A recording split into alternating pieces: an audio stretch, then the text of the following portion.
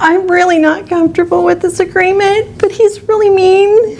And if I don't agree to it, I object, Your Honor. I'm not doing What's anything. your legal objection? I'm on the grounds that it may. Mary Proctor's request to lower her ex Jacob's child support payments is a puzzling situation, especially given her apparent frustration and contradictory demeanor. On the surface, it seems unusual for a custodial parent to seek a reduction in support, as child support is typically intended to ensure the child's financial needs are met. However, Mary's actions suggest there's more to the story. It's possible that Mary is acting out of a sense of obligation or external pressure, rather than genuine desire. For instance, Jacob might be facing financial difficulties, and Mary, despite her resentment, feels compelled to adjust the payments to reflect his current situation. Proctor, you brought this case before the court. What's going on? my husband is extremely supportive of the children and me, and Your husband? Are you guys currently married? my ex-husband. Okay. I'm sorry. Okay. I would like to reduce the amount that he has to pay because he's paying more than he should. He takes care of the children's everything we need. He provides very well for us, and I have my own job, and so it would really make me happy, Your Honor, if you could reduce the agreement that we have from $1,426.56 a month to $415 a month, please. Is that what you all agreed to? The $415? Yes, ma'am. Okay. All right. And what else does Dad pay for? He covers any extracurricular activities that the children would like to do. Anything that they want, they get. Okay. And he covers their health insurance. He's an excellent father. Okay. So you say he covers extracurricular activities, Yes, ma'am. health insurance. How much is health insurance? I don't know. He would have all of the numbers for whatever he says I will agree with. Okay. That is pretty generous to be covering the extracurricular activities. Is there anything else that he pays for? Anything that they need, he takes care of. Okay. Okay. And what are the ages of the children? 1.5. I was pregnant when we got divorced. We have a 4-year-old, a 6-year-old, and a 10-year-old. Okay. All right. That's a nice little spread you all have there. It sounds like the Brady Bunch. Okay. So is there anything else you need me to know before I move over to him? No, ma'am. Okay. And sir, will you agree to everything that she's been saying, that that's you all's agreement? It is. We didn't have a court-ordered thing. It was just something that we came up with. Okay. So you're paying right now, you're giving her $415 a month for the children. Correct. All right. And you're covering all extracurricular activities for each of them. That's correct. That includes summer camp and baseball and everything. Yes. Okay. So they go to summer camp every year for the whole summer? Correct. And how much is that? It's about $200 per kid. Per kid. Okay. Yeah, that definitely. It's good that you all can come to that sort of an agreement and do that, because that's not something that happens all the time in this courtroom, and I'm pretty sure in a lot of child support courtrooms around Texas. Mary Proctor's situation is undeniably complex and layered with emotional and financial nuances. On one hand, she openly acknowledges that her ex-husband, Jacob, is not only fulfilling his child support obligations, but going above and beyond, paying more than required and actively supporting their children's extracurricular activities. Her request to lower his payments from Mary Proctor's situation is undeniably complex and layered with emotional and financial nuances.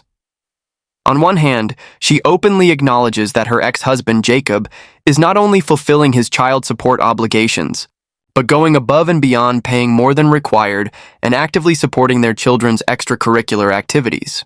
Her request to lower his payments from $1,400 to $400 a month seems practical, especially since Jacob is already covering additional expenses. It is good you all came to that. How much is health insurance? It's $289 a month. $289 a month. Okay.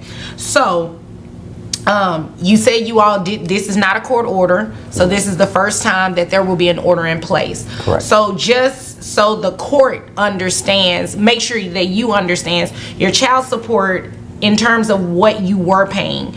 I believe you said the number was $1,426.56, ma'am? Yes. Okay. Based on that, your gross would have been, it is, based on the documents that you presented, your gross is about $5,000 a month. Your net is about $4,075.88. So what I will do is go ahead and adopt Your the Honor, agreement. Yes. I'm sorry, can I interrupt you for a moment? Yes, ma'am. I'm really not comfortable with this agreement, but he's really mean. And if I don't agree to it, I object, Your Honor. I'm not doing What's anything. your legal objection? I'm on the grounds that it may incriminate me. Okay.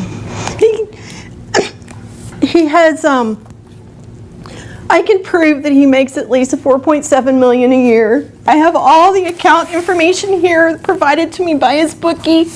He laundries money, and I would just like to take whatever money you want to give us that's going to make him happy and give us a protective order. The children have already gone to a safe place, and I'm going to leave as soon as I get here so he can't hurt us anymore, please.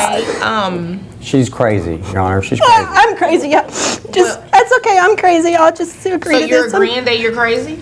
Absolutely. Whatever he says, I'll agree to. Okay, so what I'll do, because you all have been doing this, is go ahead and adopt the agreement between the two of you based on the documentation Can you maybe I have. make sure there's some life insurance for the children so that when he kills me that they'll be taken care Oh of? my gosh.